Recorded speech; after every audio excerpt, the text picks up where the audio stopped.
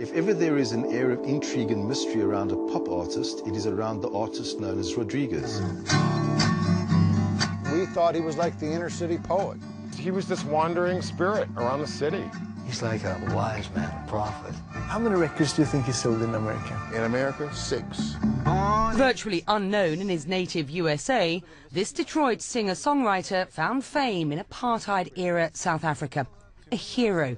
His lyrics of repression, the soundtrack to the anti-apartheid movement. The message it had was be anti-establishment. Really, the first opposition to apartheid, they'll tell you that they were influenced by Rodriguez. Then he disappeared.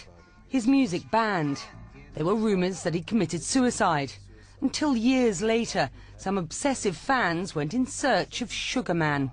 Malik Benjeloul's documentary is the story of that search. It was this lost masterpiece, like a Cinderella story. It was a fairy tale kind of, and I never heard anything like that before in my life. A story that was so rich and true. I mean, it was amazing. Met a girl in Dearborn. We found him, we found him. Rodriguez was working as a manual labourer in Michigan, unaware that on another continent he was a rock star. He doesn't like to be interviewed because he can't speak about himself, and he has this almost Zen-like, almost like a Buddhistic kind of charisma.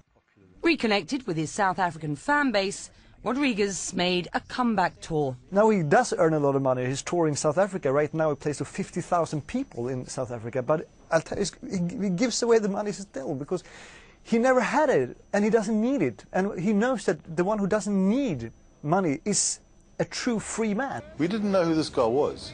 All our other rock stars, we had all the information we needed. But this guy, it was nothing.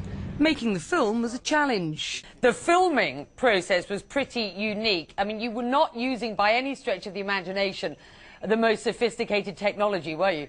I was not, no. Actually, there's one story. I started shoot with Super 8 camera, which is, in the end, even that was too expensive for me. And I was like, how am I going to finish? And then one day I realized that there was this app for the iPhone, which was called the Super 8 app. And it was $1. And I was like, let's try. And actually, it worked very well. And I used that for the film. Thanks for keeping me alive. This budget film is now one of the hottest documentaries of the year, racking up awards worldwide.